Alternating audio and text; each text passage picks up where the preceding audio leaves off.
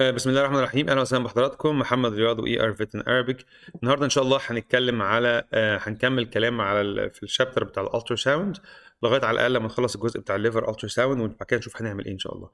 بفكركم برضو ان زي ما اتفقنا قبل كده ان هي ستيب باي ستيب، يعني احنا ان شاء الله عشان نسمع المحاضره دي كنا سمعنا اللي قبليها واللي قبليها واللي قبليها، ويفضل اللي جاي معانا من الاول من دلوقتي يحاول ياخد من الاول. وبالذات في جزء الالترا ساوند لازم تكون اخدت اول حلقه اللي هي بتاعه الاي فاست، عشان فيها بيزكس كتيره محتاج تسمعها قبل ما حضرتك تخش على الاجزاء بتاعه الليفر سكان.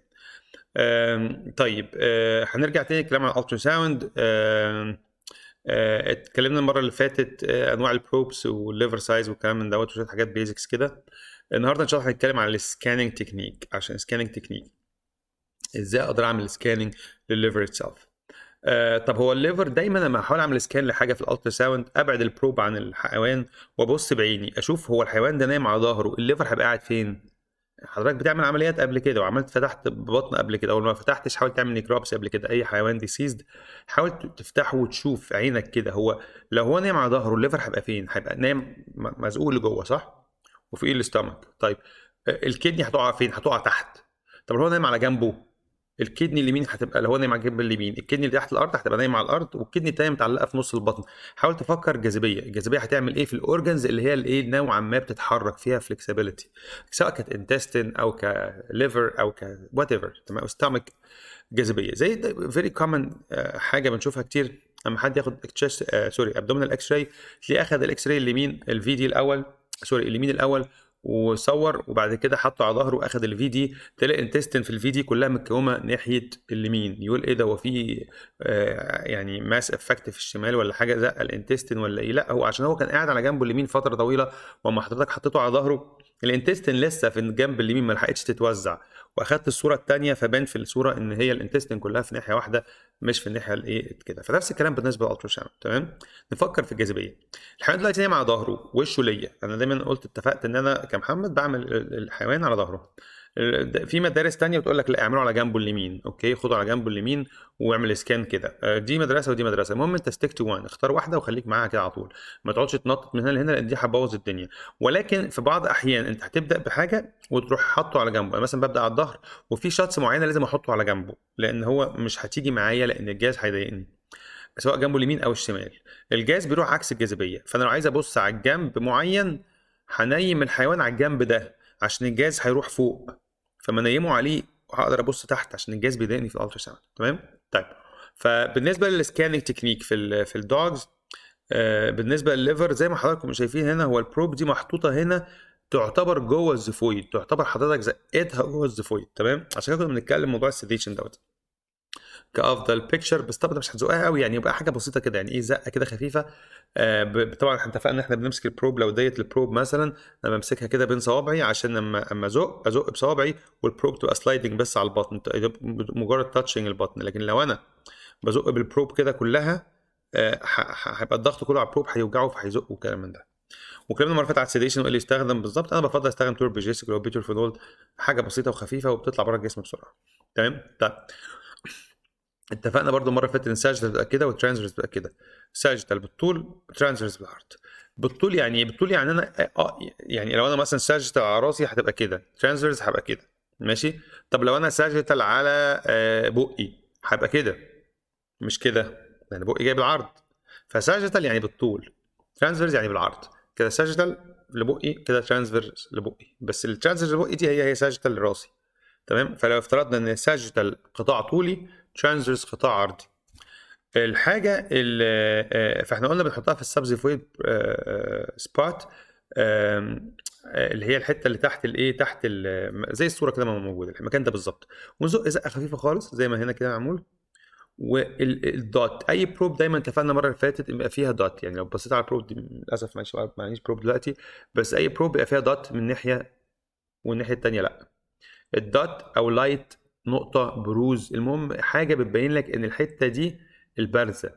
الحته دي دايما بتبقى ريفلكتد على السكرين بالعلامه بتاعت الشركه، بقى كجي اي كسويتي وات ايفر المكنه اللي عندك، هتلاقي دايما الدوت دي ريفلكتد الايه على السكرين بالعلامه، فالدوت دي ناحيه العلامه، فمعنى كده انت لو عملت كده هتبقى ايه الدوت دي ايه هنا اهو والعلامه هنا، فانت دايما حاول تبقى متخيل الحاجه اللي انت بتدور عليها ان ريليشن للدوت الموجوده. تمام. ودايما لازم هتثبت البوزيشن بتاعك. حضرتك واقف وقاعد والالترا ساوند ماشيين قدامك والحيوان على ايدك اليمين لو انت يمناوي يعني، اوكي، وراسه ناحيه الشاشه وديله ناحيتك. يبقى انت قاعد واقف، الحيوان على ايدك اليمين، راسه ناحيه الشاشه وديله وراك، والشاشه في وشك. يعني لو انت بتعمل سيرجي من البوزيشن ده زي السيرجي بالظبط، اللي بيعمل سيرجي من اليمين صعب يعملها من الشمال، يعني مش هتعرف تعملها من الشمال. فعود نفسك على البوزيشن. لو انت بقى شطلاوي بتفكر يعني بتستخدم ايدك الشمال ليفت هاندد، هتروح الناحيه الثانيه وتعكس اللي انا بقول عليه ده. بس دايما الشاشه في وشك والحيوان على ايدك اليمين وراسه ناحيه الشاشه وديله ناحيه ظهرك، عشان كده تقدر تثبت الايه الابعاد بتاعك. اوعى تغير الوضع ده، يعني ستيك الوضع ده واوعى تغيره. لو غيرته في حاجات هتضيع منك، في حاجات مش هتشوفها، في حاجات هتغلط فيها. انا لو غيرت الوضع ما بعرفش اسكان، ببقى حاسس لا هو في حاجه غلط، انا هو لا. فثبت الوضع، اما تثبت الوضع ما فيش حاجه هتمست. لو غيرت الوضع في حاجات ممكن تمس منك وتضيع منك. اوكي طيب. فزي ما احنا شايفين هنا هو دخل هنا كده في الحته دي وحط البروب وزق جوه لانه متخيل ان الليفر في المنطقه ديت. تمام. طيب فاحنا قلنا لو احنا حاطين البروب هنا فانا ببص على المنطقه دي. طب لو انا رفعت البروب عشان ابص لفوق هبص على الحته دي، طب لو نزلت هبص على الحته دي. تمام. فلو افترضنا ان البروب اهي والمكان اللي انا ببص عليه اهو، انا برفع الديل وبنزل الديل اهو، برفع وبنزل برفع وبنزل عشان ابص على المكان فوق وتحت. وبعد فدي بس بنسميها راكينج البروب.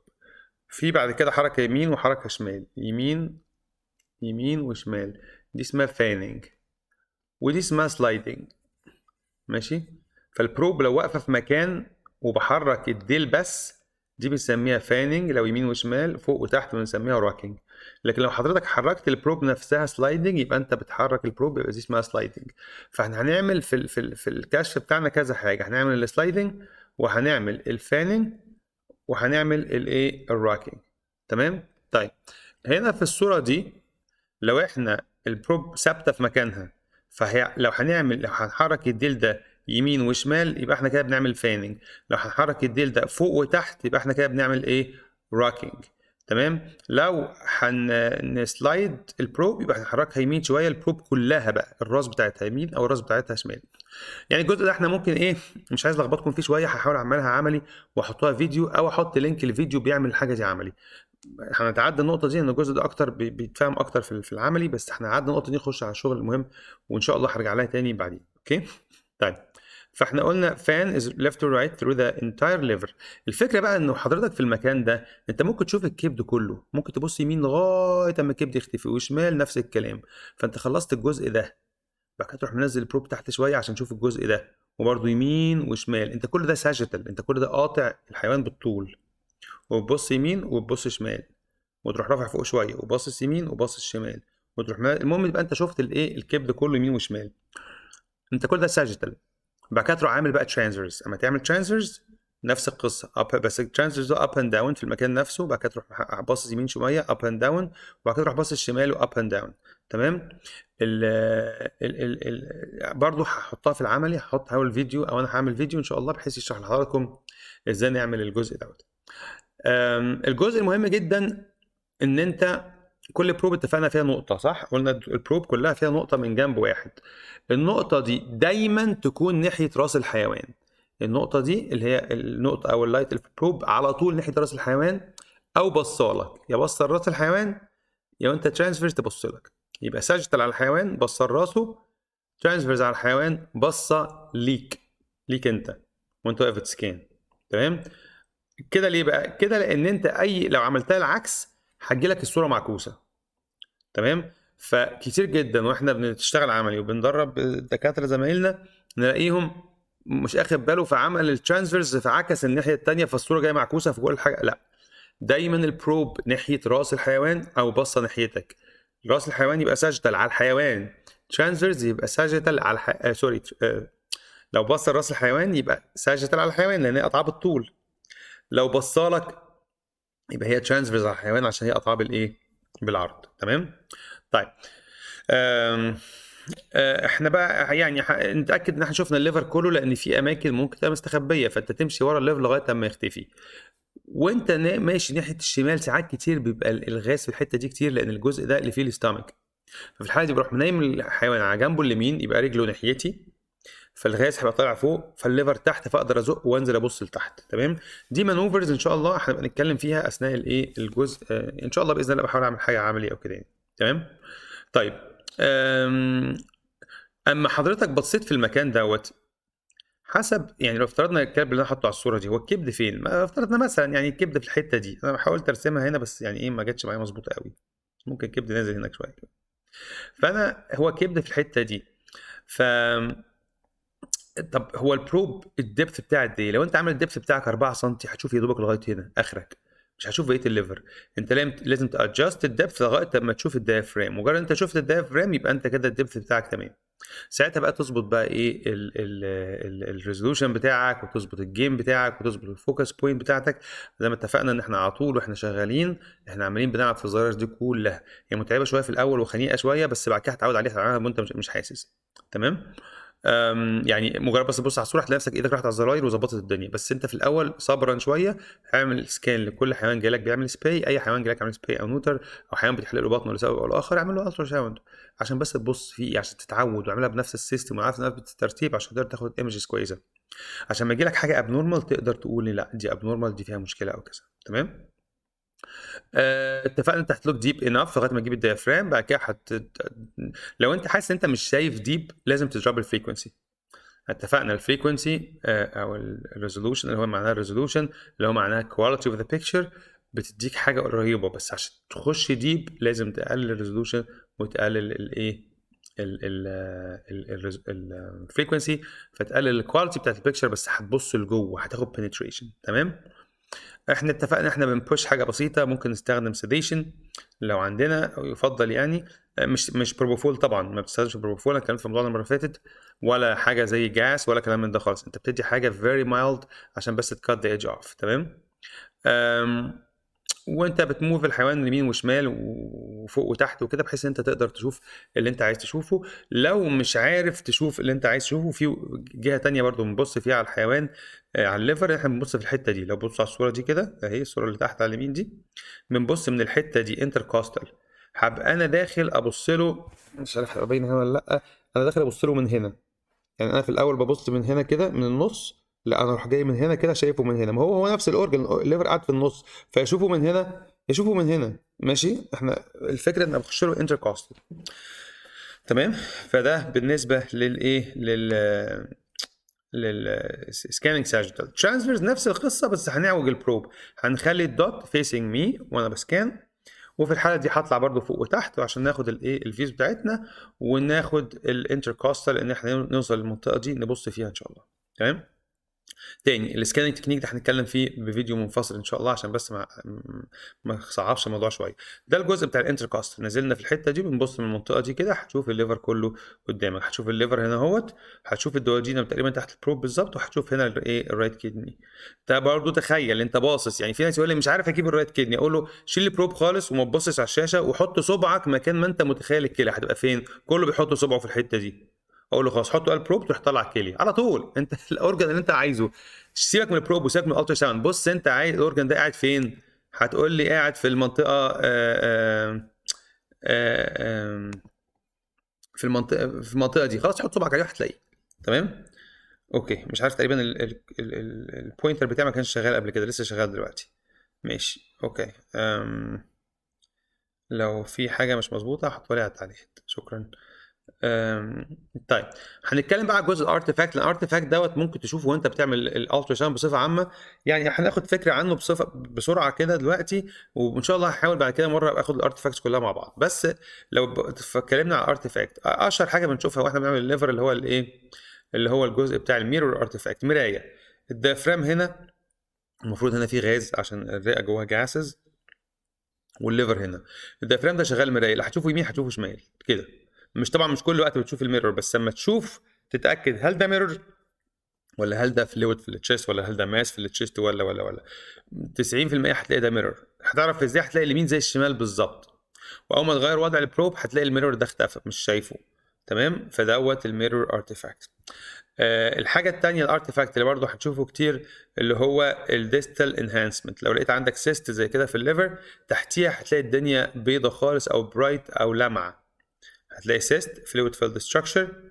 الالترا ساوند بيعدي فبيتقوى عشان عدى في فلويد فيلد ستراكشر، فتحتيه تلاقيه برايت. فما تفتكرش ان انت عندك ايه ده هنا في سيست وتحتيه هايبر اكويك ليفر، لا ده طبيعي ان اللي تحت بيبقى هايبر اكويك. تمام.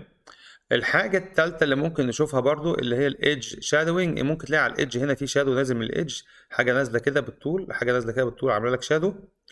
او الحاجه اللي انت ممكن تلاقي حاجه اسمها سلايس ثيكنس. دي سيست مثلا، هتشوفها في الجول بلادر برضو، هتحس ان الوول هنا تخينه قوي. بص الوول هنا عامله ازاي، لا ده ارتيفاكت. ليه؟ لان هي دايما الالترا ساوند الجزء بتاع الفيزيكس بتاعه مش هنخش فيه بالتفصيل، ولكن الجزء اللي تحت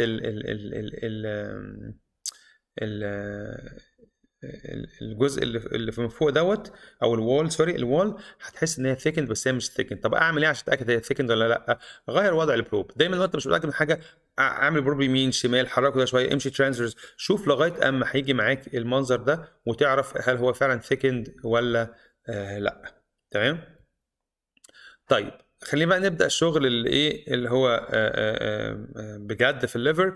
وهنتكلم ايه اللي هنتكلم فيه في الليفر ان شاء الله لغايه ما نخلصه. هنتكلم على فوكال او مالتي فوكال ليجنز في الليفر، هنتكلم على الديفيوز ليجنز او باثولوجي في الليفر، وهنتكلم على البيلاري تراكت بالجول بلادر باللازم منه. فالفوكال هناخد الحاجات دي كلها، كاتسيست، هيماتوما، ابسس، تيومر، مش عارف ايه كلام من ده فوكال، يعني حاجه مرتبطه بلوب معينه، حاجه انا اقدر اشوفها، هقول في الناحيه اليمين في كذا كذا، في الناحيه الشمال في كذا كذا، دي حاجه فوكال. او في الناحيتين مالتي فوكال. تمام. ده الفوكال مالتي فوكال. الديفيوز الدنيا كلها كده حته واحده على بعض، سواء كانت هايبر اوكويك يعني بيضه، يعني معنى افترضنا ان هو بيضه او بيضه زي اللزوم، او هايبو اوكويك غامقه او داركر، او انهوموجينس او هيتروجينس. انهوموجينس او هيتروجينس يعني ايه؟ يعني انا بصراحه مش عارف، هي كده متقلبه، لا باين لها هايبر اوكويك ولا هايبو اوكويك، مش باين لها. تمام. فده الديفيوز. ده الانهوموجينس امين. ده كديفيوز ديزيز. الحاجه الثالثه اللي هنتكلم عليها، الجزء الثالث هنتكلم عليه، هو البيلاري تراك. البيلاري تراك والبيلاري ديزيز، سواء كان جوه البلادر هنتكلم على الشكل والحاجات اللي جواها، الكونتنت والسايز واللازم منه. تمام. طيب خلينا دلوقتي نبدا باول جزء اللي هو الفوكال اند مالتي فوكال. واول حاجه هناخدها فيها الليفر سيست. طيب السيست او السيست لايك ليجن. السيست يعني عباره عن ايه؟ كسامبل سيست يعني فلويد فيلد ستراكشر. ماشي. ده المعنى البسيط لكلمه سيست. يعني اما حد فينا مثلا كان بيتحرق كده ويطلع له بقليله كده، هي البقليله دي. ماشي. البقليله ديت بيبقى حاجه جواها كده منفوخه كده، وجواها ايه؟ شويه سوائل. تيجي تفرقع خلصت كده، دي هنسميها سيست. تمام. ده اقرب تشبيه ليها. طبعا فالسيست دي ليها وول، دايما بتبقى الوول دي السيمبل سيست. طبعا هتلاقيني انا مسميها سيست لايك ليجن. ليه بقول لايك ليجن؟ بقول ان هي شبه السيست لان انا ما حللتهاش، انا ما اعرفش ايه اللي جوه، ولا عملت لها بايبسي، ولا عملت لها كلتشر، ولا فممكن تطلع حاجات كتير قوي.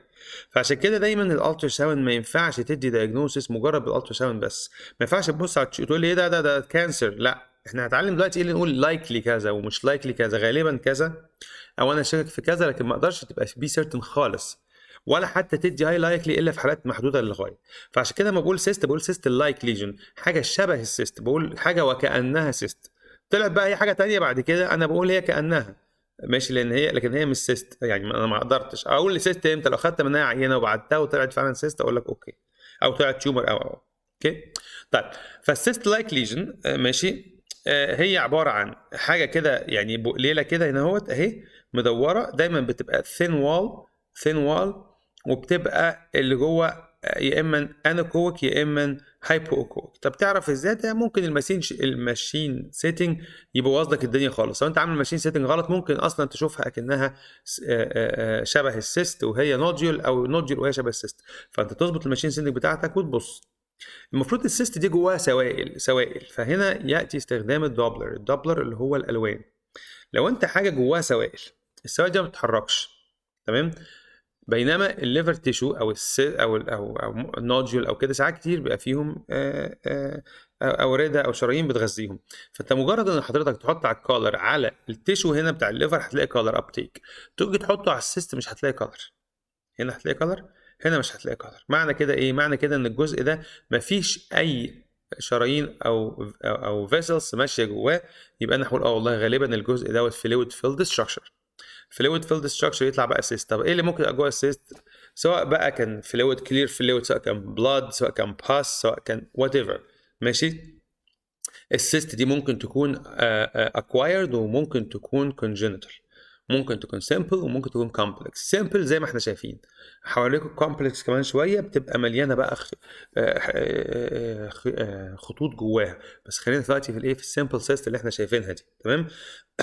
قلنا ممكن تبقى كونجنتال او اكوايرد، مولود بيها او وراثيه او ديفلوبد اي ممكن تبقى سوليتاري او مالتيبل، واحده بس او كذا واحده تلاقيها في كذا مكان.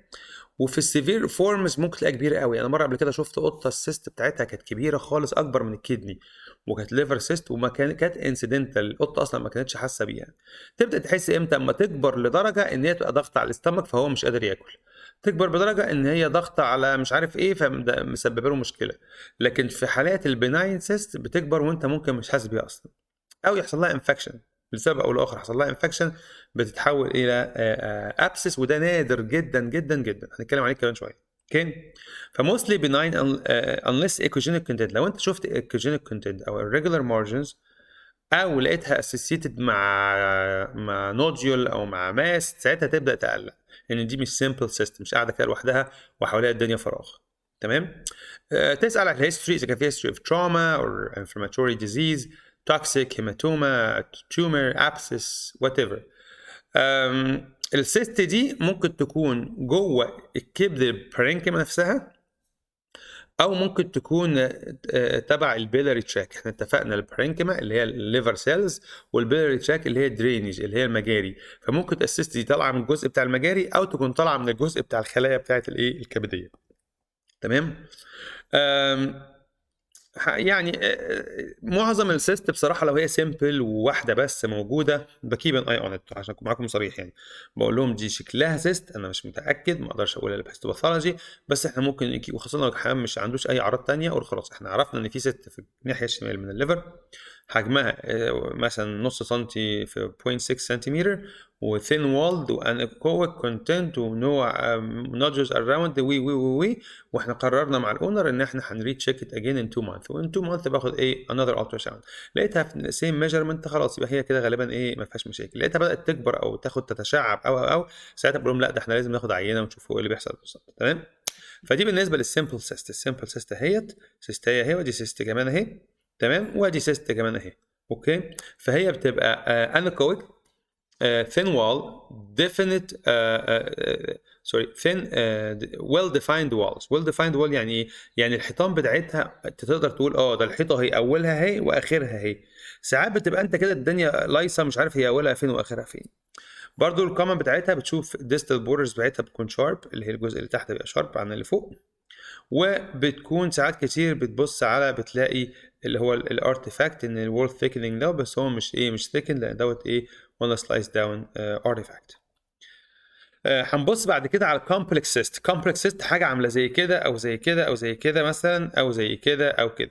تمام. هو انت مش عارف هي فين البوردرز بتاعتها، ما تقدرش تقول هي دي متصله بدي ولا دي اخرها فين ولا دي خط في النص ولا ايه بالظبط. يعني دي كانت ماس كنت شفتها قبل كده، ماس كبيره وسيستك ماس.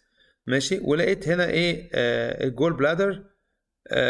والله ما انا فاكر دي كانت مش فاكر بصراحه، بس المهم يعني غالبا دي اول حاجه حدد الجول بلادر. الجول بلادر اهي، يبقى دي السيست. انت لقيت كذا دايره، هو مين فيهم الجول بلادر ومين فيهم السيست؟ الجول بلادر سهله، هتلاقي زي ما اتفقنا المره اللي فاتت هي بين بين الكواديت، بين الكوادريت والرايت ميدل لوب، بتلاقيها في الناحيه اليمين من الليفر. حددتها، اعمل عليها، خد منها صورتها وبص بقى الحاجه الثانيه غالبا مش هي الجول بلادر. تمام. الكومبلكس سيست دي بنشوفها كتير في حالات ال هيماتوما، ابسس، ميتاستاسيس، هيموريج، نيكروتايزنج تيومر. بتشوفها كتير ككومبلكس سيست ليجن. ساعات برضو بنشوفها في حالات مشهوره قوي في القطط اللي هي بيلاري سيست ادينوما. بيلاري سيست ادينوما ده تيومر بناين مشهور بيجي في القطط وما بيعملهمش اي حاجه، موجود بس كده. تمام. يبقى شكله غبي قوي، يعني عامل زي كده، هجيبها دلوقتي كمان شويه، بيبقى عامل زي كده، وابقى انا ايه ده، هو ايه ده بالظبط؟ تمام. لو في كلب ممكن تقول ده هيمانجيو ساركوما ده ولا ايه. تمام. لكن في القطط البيلاري سيست ادينوما ده بناين تيومر. طبعا انت ما فيش وين ان انت تقول دي بيلاري سيست ادينوما الا اما بتاخد هيستوباثولوجي. لكن انا لو لقيتها في قطه والقطه شكلها كويس وبتاكل وبتشرب وما بتخسش وما عندهاش اي هايبركالسيميا ولا عندها اي مشاكل صحيه تانية وزي الفل، وبعمل لها الترا ساوند مثلا عشان ابص على البريجنسي او ابص على اليوترس او ابص على الفورين بادي، ولقيت البتاع ده، انا معظم الاوقات بلاقيها بالشكل ده والقطه زي الفل، اقول لهم بصوا هي دي كده شكلها احتمال تكون بيلاري سيست ادينوما، انا دي قطه ما عندهاش اي اعراض ولكن انا ما اقدرش اخد مسؤوليه الا بهيستوباثولوجي. طب بس غالبا احنا ممكن نحاول مثلا نشوفها، نتابعها، نعيدها كمان شهر او شهرين ونشوف الدنيا ماشيه ازاي. غالبا بتيجي تعيدها بتلاقي زي ما هي. تمام. فده بالنسبه للبيلاري سيست ادينوما في في القطط. ده بالنسبه للسيست. يبقى اول ليجن اتكلمنا عليها السيست. تاني ليجن هنتكلم عليه الهيماتوما. الهيماتوما بصفه عامه يعني ايه؟ انت مش هتعرف تقول هيماتوما من الترا ولا لا، خلاص. ولا اي حد ماشي. هي بتحصل كتير مع مثلا ممكن عندك ماس، والماس دي يحصل لها رابشر، او عندك مثلا نوديول والنوديول يحصل لها رابشر وحصل بليدنج، والبليدنج ده كان داخل الليفر فحصل بليدنج. فحصل بليدنج ممكن تلاقي في الاول عامله زي السيست كده وجواها بلاد والكلب ما عندوش اعراض، تيجي بعد شويه تلاقي ايه، بقت شرينكينج ويحصل لها ابزوربشن وتختفي. شكلها هيتغير. انا بس بقول لكم ليه هنا عشان تبقى عارف ان في حاجه اسمها هيماتوما ممكن تبقى في الليفر، عشان لو ممكن تلاقي حاجه شبه الابسس ولا هيماتوما، انت هو كله هيبقى زي المنظر هو. بس انت مهمتك تحدد هو ايه اللي جوه ده، سائل ولا تيشو، هل هي فلويد فيلد ولا هي تيشو فيلد الانسايد. تمام. فاينل اسبيد لو انت هتعمل حاجه زي كده غالبا مش هيطلع لك حاجه، هيطلع لك بس شويه ايه، سيلز، ممكن شويه بلاد، هتبعتهم من المعمل يقول لك انا مش شايف حاجه. بس الفكره ان انت لو ما لقيتش نيوبليجيا، لو ما لقيتش كانسر سيلز في السيلز في السيتولوجي، ده لا يعني ان هي نظيفه. دايما في الحاجات دي بالذات في الليفر دي لا يعني ان هي نظيفه، احنا بنعملها وبنشوف الدنيا ماشيه ازاي وبنبقى بنتكلم كسيتولوجي، احنا بنتكلم في اللايكلي. لكن لو انت عايز تبقى سيرتن في حاجات معينه دلوقتي هنتكلم عليها بالتفصيل، لازم تاخد هيستوباثولوجي سامبل. في اخر المحاضره هنتكلم امتى، او اخر الجزء بتاع الليفر ده، امتى ناخد هيستوباثولوجي وامتى ناخد سيتولوجي وازاي ناخد ده وازاي ناخد ده. تمام. طيب تعالى نتكلم على الابسس. ابسس دمل او خراج طالع في الليفر. انا مرتين شفتها في حياتي، مرتين، نادر جدا بس بتحصل. هتلاقي حاجه عامله زي كده، البتاع الدايره اللي تحت دي، ده الابسس. طب انا لو انا باصص دي من غير ما هي متعلمه كنت هقول ده هو ده الابسس ولا ده الابسس. فانت زي ما اتفقنا احنا نعمل الجول بلادر ايدنتيفيكيشن الاول، ومجرد ان احنا عملنا ايدنتيفيكيشن وايسوليشن يبقى الثانيه هي ديت اللي ببدا ايه اشك فيها. شايفين الوول بتاعه ثيكند ازاي اهوت، وول ثيكند وجواها فلويد، ولو حطيت كولر على ده مش هياخد كولر. ليه؟ لان الكولر مع الفلو هنا مفيش فلو فمفيش كولر. نفس القصه بالنسبه لدي، لكن هنا الجول بلادر هي اللي هنا، ودوت الابسس برضو دي مش هتاخد كلر. دي حضرتك بتحط فيها ابره بتسحب عينه، وهنتكلم في اخر المحاضره ازاي تعمل الكلام دوت في اخر السلسله دي يعني. وبتبص عليها في الميكروسكوب هتلاقي بقى نيوتروفيلز. لو تفتكروا المحاضره بتاعت السي بي سي والمحاضره بتاعت الامرجنسي الترا ساوند، هتلاقي نيوتروفيلز كتيره، وممكن تلاقي فيها انتراسيلر بكتيريا داخل الخلايا والدنيا لايصه خالص. تمام. انا في الحاله دي باخدها، عملت السيتولوجي، بروح اخد عامل كلتشر وببعتها المعمل كلتشر وسنسيتيفيتي، وببدا الحيوان ده على انتبايوتيك. في ناس كتير بتعمل له فلاش، انا عملت له فلاش قبل كده بس عمري ما عملت فلاش الليفر ابسس. عملتها قبل كده البانكرياتيك ابسس والكلب عمل كويس، كان بانكرياتيك ابسس. الحيوان ده ممكن عنده هيستوري اوف فيفر، بقى اتعمل له ليفر بايوبسي قبل كده وحصل انفكشن، بيلاري كولانجيو هيباتيتس، مش عارف هيباتيتس، بنتريتنج فورين بادي، اكل ابره والابره عدت من الاستامك وراحت على الليفر، ليفر لوب، المهم يعني سبتيسيميا. حاجات دي كتير ممكن تكون سببت حاجه زي كده. بيجي لك عنده فيفر، بيجي لك عنده elevated liver enzymes، احنا اتفقنا المره اللي فاتت هيبقى عندك some inflammatory process، ممكن تلاقي ليفت شيفت، ممكن تلاقي نيتروفيليا لو نفتكر المحاضرات بتاعت البلاد ورك. ودايما في الحالات دي فيري كومن ان احنا بنعزل الايكولاي كبكتيريا. تمام. في ناس كتير بتروح حقنينه بيعملوا فلاش زي ما اتفقنا بانتيبيوتكس، بيحطوا انتيبيوتكس لوكال، وفي ناس كتير بيحطوا حتى يعني في ناس بس مش دوكيومنتد قوي يعني بيحطوا ايثانول اللي هو كحول يحطوا كحول جوه. انا بصراحه ما عملتهاش قبل كده، بس اللي انا عملته فلاش، دخلت جوه المكان دوت وكان بانكرياس، عملت فلاش بسالين وبعد كده حطيت له انتيبيوتك وطلعت. اتفقنا ان الابسس ممكن يبقى ثيك وال زي دوت كده، انا شايف الحيطه بتاعته ثيك فيري ثيك وال، او ديفيوز حاجه كده، هو انا مش عارف اوله فين واخره فين. الابسس اللي انا فاكر بعته العمليه قبل كده كنت فاكره تيومر، كان حاجه عامله زي كده تمام، وكان في فاسكوليتشر بس كانت هو عشان هو ديفيوز فما كانش قادر يدي لي قوي. وساعات النيكروتايزنج يعني ساعات التيومر لو كبير قوي الاجزاء اللي جوه بتموت، والاجزاء اللي جوه بتموت بيديك ستيرل ابسس، هو مش ابسس قوي، هو نيكروسس. فانت لما تيجي تاخد عينه هتلاقي خلايا ميته، فانت مش عارف هو ابسس ولا مش ابسس. فاللي انا بعتها كان شكله نيكروتايزنج، وكنت فاكر ان هي ماس، وبعتها العمليه وفعلا تعاملوا معاها جراحين وشالوا الجزء دوت من الليفر، وبعد كده طبعا بعتوها هيستوباثولوجي كانت ان هي ليفر ابسس. طبعا المفروض كنت انا اخد عينه الاول واعمل لها سلايد واعمل لها كلتشر وكذا وكذا وكذا، بس ساعات الاونر ما بيسمحلكش انت تعمل الحاجات دي، يقول لك خلاص طالما في ماس اروح العمليه على طول، هم يعملوها جوه الايه، جوه العمليه تمام. ممكن حضرتك تلاقي حاجه زي كده، ده جاز جوه الابسس، جاز هنا اهو، جاز اهو، جاز الابيض ده الهايبركوك فوكاي دي، الحاجات البيضه دي اللي بتلمع دي جاز تمام. لو حطيت كلر هتلاقي هنا في فاسكوليتشر، حواليه في فاسكوليتشر بس النص بيكون ايه، دايما ما عندوش فاسكوليتشر. انت برضو بتمشي بالايه، بالكلينيكال ساينس. القطط على فكره لو جالها ابسس بتبقى صعبه قوي، بتحاول القطط ساعات كتير بتخبيها، ساعات عندها مرض كبير ومخبيه، في موضوع مرض بتخبيهم الليفر ابسس، هي بتتحامل على نفسها وما بتقولكش. بس فدي ممكن حضرتك تلاقيها، انا ما شفتهاش برضه قبل كده في القطط خالص، بس ساعات بتحصل في القطط. نفس الفكره هنا، بصيت البريفر فاسكوليتشر، في فاسكوليتشر هنا لكن في النص الجزء اللي فيه بقى الصديد الباس ما فيهوش فاسكوليتشر. هنا زي ما احنا شايفين جاز اهو، نقط هايبركوك فوكاي، خلاص جاز اهوت، وساعات بيبقى حواليه هايبركوك تيشو. لو انت بصيت على الابسس اهو حواليه هنا التيشو برايت، بص هنا التيشو هنا برايت هنا اهو، الحته دي الصوره اللي قبليها برضو هتلاقي هنا حواليه برايت. دايما البرايت تيشو ده زي انفلاميشن في عضو وفي مشكله، فالتيشو اللي حواليه بتروح تلمع جامد وبتقول لك انا اهو. دايما بتعمل الترا ساوند تلاقي برايت تيشو هايبركوك تيشو، وروح الحته دي غالبا هتلاقي مشكله. بس طبعا ما بتعملش كده، انت المفروض بتعمل سيستميك ابروتش تاخدها. انا دايما بعمل ايه، بحط البروب بدي نفسي 20 ثانيه العب كده، بص هو فين المشكله فين، وبعد كده خلاص عليت المشكله اروح بقى رايح اعمل سيستميك ابروتش، بادئ من البلادر او من البراستيت لو ميل او يوترس وات ايفر، وبعد كده ببدا بقى ايه اعمل السيركل بتاعتي اكورنلي بعمل بمشي فوق الكولون لغايه ما اوصل للليفت كدني، ببص عليها اخد صوري معاها طبعا، وبعد كده باخد الادرينال الليفت ادرينال، بعد كده اروح مكمل على الايه، على السبلين، اخد السبلين كله طبعا ساجيتال وترانسفيرز واخد صور منهم، بعد كده باخد داخل على الليفر، بعد ما اخلص الليفر باخد الليفر بقى بالجول بلادر بالحاجات بتاعته دوت، اروح طالع اخد الرايت كيدني، وقبل ما اخدها باخد الكوديت لوب بتاعت الليفر، الرايت كيدني بخلصها باخد الرايت ادرينال برضو كله ساجيتال وترانسفيرز. خلصت الكلام ده كله بروح داخل على الايه، على الاستامك، واخد الجاستريك اوت فلو بالدوادينم بالبانكرياس باخده كله، بعد كده ببص على السمول انتستين والليمف نودز والميزنتريك ليمف نودز، بعد كده بعمل زجزاج يعني بعمل بينتنج كده وكده. الابروتش ده عمرك ما هتنسى حاجه ماشي، لكن لو اول ما دخلت لقيت هايبر اوكتيش ورحت له ايه ده كذا، لا طب هاخد عينه ما اخدش عينه، انت نسيت اصلا تبص على الكدني اللي هي كان فيها مثلا ستون او وات ايفر، فيها تيومر او فيها نوديول أو. تمام، فدي الفكره ان انت لازم عندك سيستميك ايه ابروتش.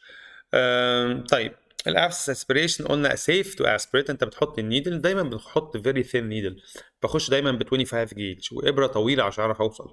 في ساعات السباينال نيدل دي بتبقى الابره بتاعتها طويله، بخش لها 25 جيج او 22 يعني، لو افضل 25 هنتكلم عليها برضو بالتفصيل.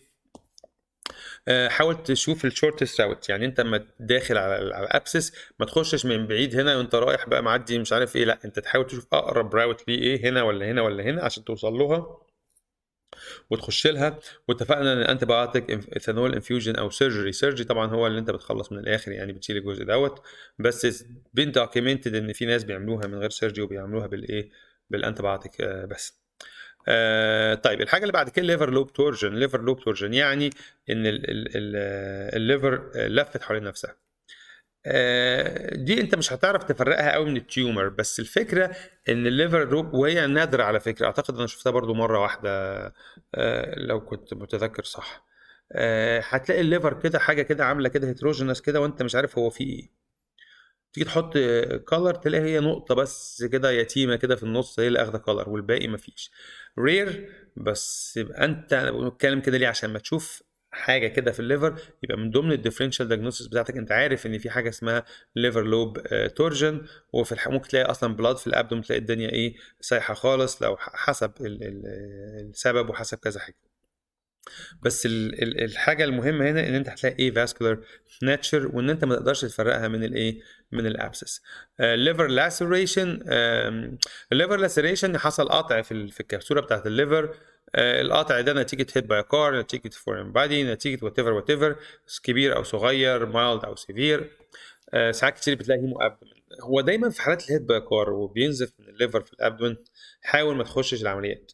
حاول ما تخشش عمليات، لان انت لو دخلت العمليات هتبقى الدنيا صعب ان انت تعمل كنترول للنزيف. ولكن الستاندرد ان انت ما بتخشش عمليات، انت بتعمله stabilization supportive management، بتديله كل السبورت لو عايزه. لو حتى عايز blood transfusion بتديله blood transfusion، لكن حاول ان انت ما تخشش العمليات، لان انت في العمليات هيبقى صعب. حتى لو معاك الجيل فوم اللي هو بيلزق دوت وبيوقف النزيف، هيبقى صعب، لان هو بيبقى اوزن كده بلاد. انا شفت عمليات قبل كده زي كده، الليفر كله اوزن بلاد، هتوقف ايه ولا هتعمل ايه؟ ما خد بالك. فانت الافضل ان انت تعمل ستابلايزيشن وتحاول لغايه اما الجسم هو يتغلب على نفسه. طبعا في حالات التروما، حالات التروما اللي هو هيبقى كار أو تمام. حالات تانية لو هترجع للامرجنسي التراساوند هتلاقيني بتكلم فيها بالتفصيل في الموضوع ده. تعال بقى نتكلم على الفوكال مالتي فوكال ليجنز كنوديولز. خلاص. طيب اتكلمنا على السيست، واتكلمنا على الابسس، واتكلمنا على الليفر لوب تورجن، واتكلمنا على الليفر لاسوريشن. دلوقتي هنتكلم على النوديول، البناين والمالجننت نوديول او الماسز. اوكي. طيب النوديول يا اما تبقى حاجه برايت زي كده فاتحه، يا اما دارك زي كده حاجه غامقه. دي هنقول على هايبر. البرايت بنقول عليه هايبر اوكوك، يعني اخد صوت زياده. هايبو اوكوك اللي هو الدارك اللي هو اخد صوت اقل. فده الهايبر اوكوك اخد صوت زياده، ده الهايبو اوكوك اخد صوت ايه اقل. طيب ده دي بالنسبه للبناين ليجنز اللي بنشوفها كتير في معظم الكلاب الكبيره. يعني لو انت عملت سكان ل 10 كلاب كبيره، 7 منهم هتلاقي في نوديولز. تمام. الليفر نفسه بيعمل ريجنريشن كتير جدا، فعلى طول بنلاقي حاجه بنسميها ريجنراتيف نوديول، او ليمفويد هايبربليجيا، او فاكيولار بيتاباثي، او نودولار هايبربليجيا، او اكستراميدالار هيماتوبويسيس، مايلولايبوما، جرانيولوما. الكلام ده كله ايه هو بتاع الهيستولوجي اللي هيقول لنا، احنا مش هنشغل دماغنا، هي حاجه بناين وخلاص. تمام. هي حاجه بناين موجوده، بس دي الديفرنشال دايجنوز بتاعك كبناين. هل اقدر اقول هي واحده من دول بناين؟ لا، ما اقدرش، ده هي ممكن تبقى مالجننت. تمام. بس اللي عايز اقوله ايه؟ اللي عايز اقوله ان 70% من الكلاب اللي حضرتك هتعمل لهم الترا ساوند فوق الاولدر دوجز يعني هتلاقي عندهم نوديولز. ممكن تبقى واحده من دول، وفيري كومن ان احنا بنلاقي ريجنراتيف نوديول او نوديول هايبربليجيا في الكلاب الكبيره. يعني هي الفكره بقى ايه؟ هنتكلم امتى تقرر ايه ولا ايه كمان شويه. ماشي. طيب طبعا نتكلم على التارجت ليجن. دي ليجن مهمه جدا، شبه التارجت اللي هو بينشنوا عليه دوت. هنا عندك تارجت، وهنا كمان تارجت وتارجت وتارجت وتارجت، مليانه تراجيت. هنا في تارجت اهو، ممكن حد يقول لي دي كمان تارجت، وممكن يبقى في هنا كمان تارجت. تمام. لو حضرتك لقيت تارجت ليجن، مالتيبل تارجت ليجن زي كده موجوده في كلب، مالتيبل في الليفر، مش واحده بس، كتير، 70 ل 80%، دي بقى الحاجه اللي عليها ستاديز. 70 ل 80% انت بتتعامل مع كانسر، ميتاستاتيك كانسر اهو، كانسر في الدنيا كلها. خلاص. لو لقيتهم مالتيبل تارجت. لكن لو لقيتهم تارجتايه واحده لازم تبقى كونسيرن وتاخد منها برضو عينه، بس في احتمال تبقى بناين. تمام. فاي تارجت ليجن لازم تقلق. لو واحده خد عينه، لو مالتيبل خد عينه برضو، بس لو مالتيبل تقول اونر احنا عندنا 70 80% تشانس ان ده كانسر. ماشي. وهناخد عينه برضو. تمام. فالفكره الديفينيت انسر لازم تكون بايه؟ عينه. فهي commonly but not exclusively malignant. كتير جدا بتبقى مالجنت بس مش 100% بتبقى مالجنت. فعشان ما تجيش حضرتك تلاقي تارجت طايه واحده ايه هنا كده ولا اتنين وتقول للراجل ايه ده الدنيا كده بايظه ده كانسر سلام عليكم، لان هي ممكن تبقى بناين. يبقى انت كده ايه اديته حكم بان هو كده وهو مش كده. طب نبص على بقيه الحاجات التانية، ما احنا هنبص على تحليل الدم لقيت الكالسيوم عالي ولقيته لوزنج ويت، يبقى انت كده دي بارانيوبلاستيك ساين. ماشي، لقيته كتاكسك كده والدنيا ممصوص لا ده كده علامات الكانسر. لقيت ماس في البطن في حته تانية علامات الكانسر. تمام. لكن انا لما بلاقي حاجه زي كده اقول لهم لا لا هاتوا لي بقى تشيست اكس راي وتعالوا بقى ندور نشوف في كانسر فين، الكلام من ده بنسميه تيومر هانت، يور هانتنج فور ا تيومر. ده الايه التارجت ايه ليجن. تمام. فلو لقيت تارجت ليجن لازم تقلق. طيب هنتكلم بقى على لارجر ليجنز حاجه زي ممكن تلاقي حاجه كبيره كده. تمام. ده زي ما اتفقنا ممكن يبقى ابسس، ممكن يبقى هيماتوما، ممكن يبقى برايمري او ميتاستاتيك ليفر نيوبليجيا. ده بيقلقك هنا في ماس. تمام. طب الماس دي انا بتعامل معاها ازاي هنتكلم في اخر المحاضره، بس بصفه عامه الماس لو انا لقيت ماسايه واحده كده كبيره كده مبقلظه بحاول ان انا انصح ان احنا نخش جراحه نشيلها قبل لما تنزف، لان هي الماس طالما كبرت قوي قوي وبدا يبقى الجزء نيكروتايزنج والدنيا بتموت ممكن قوي تقلب الصوره اللي جنبها ديت اللي هي دي الليفر اهوت ومليان كده هيتروجينوس هنا شكلها ماس اهي. ماشي، وفي دم حواليها. لو انت لقيت ماس هيتروجينوس في الليفر، ما بتكلمش على السبلين، بتكلم على الليفر ها عشان ما حدش يقول ايه ده قال على السبلين، الليفر ليفر ماس وفي نزيف في البطن نتيجه الليفر ماس دي، ببدا اشك ان انا عندي هاي تشانس ان ده يبقى كانسر. تمام. لكن لو الماس دي في السبلين لا مختلفه تماما البروجنوز بتاعها. فاحنا دلوقتي هنتكلم ممكن تبقى بناين ممكن تبقى مالجنت. قبل كده شلت 16 باوند تيومر، 16 باوند يعني حوالي 7 كيلو او 6 كيلو تيومر من كلب سبلين وكان بينزف وكان في بطنه، وشلته وعملت له عمليه وبعتها هيستوباثولوجي وبعت الكلب للريفيرنج فات الفيت اللي كان بعتها لي بعد ما عملت العمليه بعتها له تاني هو بقى يكمل. فبتصل بالريفيرنج فيت اقول له الاخبار وبتاع، قال لي انا بدات كيمو، قلت له بدات كيمو رحت لسه الهيستولوجي ما جاتش.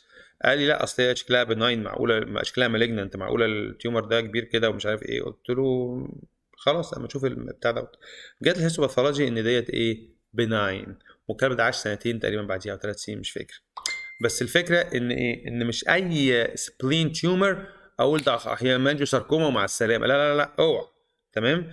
لو التيومر ده في الليفر وهو سبب النزيف هبدا اقلق ان ده في تشانس كبيره ان هي تبقى كانسر، بس مش ديفينيت مش سيرتن. الاونلي المايكروس البروب بتاعتنا دي ماكروسكوبيك بروب مش مايكروسكوبيك بروب. عمرك ما هتقدر تقول كانسر او نو كانسر من البروب، بس لازم حضرتك تعمل هيستوباثولوجي عشان تقدر ايه تحلل تتاكد ايه بالظبط. تمام. طب تعال نتكلم على النودجلز بتاعتنا. النودجل يعني اللي احنا اتكلمنا عليها من شويه عباره عن كده حاجه كده ظاهره لنا زي مثلا دي زي دي هايبوكويك دارك، دي هايبروكويك برايت، دي انهوموجينس او هيتروجينس، ودي ايسوكويك. لو نبص هنا كده هنا في نوديول هنا، ليه البلبايه دي باظه لبره ليه كده؟ لان هي هنا زي ما تكون نوديول هنا، ولكن هي عشان هي ايسوكويك مع التيشو اللي حواليها انا مش شايفها. تمام. لكن اشوفها ازاي اما اتبع الكبسول هلاقيها هنا اهو. تمام. طبعا في نوديول ثانيه هنا. فالنوديول يا اما هايبوكويك يا اما هايبروكويك هيتروجينس او ايه ايسوكويك. تمام. النوديول ممكن ديسكريت او اندسكريت بوردر، يعني دي انا اقدر اقول البوردر بتاعتها انا شايفها اهي، اقدر ارسم الحدود بتاعتها، دي اقدر ارسم الحدود بتاعتها، دي مش قادر بصراحه ارسم حدود. هي من هنا لهنا ولا من هنا لهنا ولا جايه كل ده، مش قادر ارسم حدود قوي. تمام. ده بالنسبه للنوديولز. السؤال اللي بيسال نفسه هو انت هتشوف النوديول دي في العمليه؟ هو انا مثلا لو لقيت ساعات كتير الاقي مثلا سبلين ماس وليفر نوديول واقول للجراح خش شيل لي الايه الماس سبلين ماس، وهتلاقي ليفر نوديول خد منها بايوبسي. طبعا انت داخل بقى خد حته هيستوباثولوجي، فلازم افكر اقول له انت هتشوفها ولا لا، لان حاجه زي كده في نص التيشو الجراح مش هيشوفها في السيرجري، هيبقى شايف ليفر كابسول قدامه مش شايف ان هنا في نودجل تحتيه، يعني نودجل كبيره. دي ممكن يشوف ان في بروز حته كده بالجنج من الليفر كابسول، لكن دي مش هيشوفها. فلازم اما ابص هقول له خلي بالك ده انت في واحده هتشوفها طالعه وفي واحده في النص مش هتشوفها. فاللي مش هتشوفها دي حاجه من اتنين، اخد لك انا ليها عينه قبل ما انت تخش جراحه، مش بعدها، قبل، عشان بعد ما هو دخل هتلاقي جهاز في البطن مش هتعرف تشوف حاجه، الدنيا صعبه جدا. او اقول له والله ايه وانت جوه العمليه ممكن بقى اجي لك انا ولابس بقى ستيرل وبتاع وحاطط البروب جوه ستيرل جلافز ونعمل ايه، اقول لك ايه في الحته دي وكلام من ده. بس طبعا الافضل ان انت ايه تاخدها قبل ما هو يخش. طيب البايوبسي والكونتراست، تمام. البايوبسي البايوبسي غالبا بتبقى دايجنوستيك، وخاصه لو هي هيستوباثولوجي. ما البايوبسي حاجه من الاثنين، يا باخد سيلز دي بنسميها سيتولوجي، يا باخد تيشو بنسميها هيستوباثولوجي. هيستو نسيج، سيتولوجي خلايا. ال هي غالبا بتكون دايجنوستيك في مثلا الحالات اللي هي الراوند سيل تيومر، خلاص، زي الليمفوما، زي الهيستوسيتك، اي راوند سيل تيومر، زي مثلا المال سيل تيومر. الحاجات دي كلها ممكن سيتولوجي يقول لك ايه بالظبط، هي ابره صغيره وباخدها وبتدي دايجنوستيك. او حاجات بعوز منها تيشو، زي مثلا دايما اللي هو اللي بتحب تبص على الاركتكتشر، ترتيب الخلايا جنب بعض. هنتكلم عنها برضو بالتفصيل في اخر الجزء بتاعنا. ولكن الباثولوجي غالبا بيبقى هو الجولد ستاندر، يقول لك كانسر او نو كانسر. ولكن انت وظيفتك تقول ايه، باد او بلاش باد. يعني غالبا من اللي انا شايفه ده انا لازم اقلق، ماشي، انا لازم ابقى قلقان من الليجن اللي انا شايفها. او تقول والله هي سنجل ليجن مايلد هايبر ايكويك، ما فيش اي ليجنز تانية والكلب ما عندوش اعراض، فانا غالبا بتعامل مع، او انا مش قلقان قوي. وكل ريبورت انا بكتبه، عمري ما كتبت ريبورت قلت دي بناين او مالجننت، او عمري ما قلت this is likely كذا وسكت. لازم اقول this is likely كذا كذا however، لو حاطط نقطه however، ومع ذلك ما اقدرش اكد الا بهيستوباثولوجي. لازم الكلمه دي تقولها ولا هتلاقي قضيه مرفوعه عليك sooner or later، تمام. اوكي، حسب انت بتمارس المهنه فين برضه. تمام. طيب، فالهيستوباثولوجي دوت او البيابسي دايما بترول اوت الباد، ولكن does not confirm good، تمام. يعني انا بعملها اشوف لقيت كانسر او لا. لو ما لقيتش كانسر ما اقدرش اقول، انا بقول انا ما لقيتش كانسر، تمام. ومعلش مش هقعد فيها قوي دلوقتي، هنتكلم فيها في الجزء بتاعها مع بعض، هاخدها حته واحده كده، ماشي. انا حبيت بس اديكم فكره ان في حاجه اسمها في الفرق بين الهيستوباثولوجي والسيتوباثولوجي. ده تيشو ودوت ايه، وده سيلز. الجزء بقى بتاع بيسموه هارمونيك ستادي او كونتراست هارمونيك ستادي. بصراحه استخدمتها مرتين ثلاثه بالكتير، بتاعه صغيره كده غاليه قوي قوي، وجواها حاجه عامله زي البروبوفول كده، حاجه عامله زي اللبن، وبتتحقن. هي باختصار شديد عباره عن شويه دهون. اما بتحقن شويه الدهون دول بتخش دهون، يعني بياخد صوت كتيره، يعني كده لما تعدي من تحت الساوند بينور. فالمفروض ان هي لو عدت في الفيسلز كلها والفيسلز كويسه، كل الليفر هينور. لو فيها حته ما نورتش يبقى معنى كده ان الحته ما نورتش ديت ايه، فيها ما فيهاش فيسلز معديه كويس، يعني يا اما سيست يا اما ايه كانسر، لان الكانسر الفاسكولتشر بتاعه مش كويسه. دي الفكره بيهايند ات. بس كده او كده انت لازم تعمل هيستوباثولوجي. فيعني مش بصراحه ما بستخدمهاش، او استخدمتها مرتين ثلاثه بس من يمكن من 10 سنين ولا حاجه، كنت فرحان بيها يعني، تمام. طيب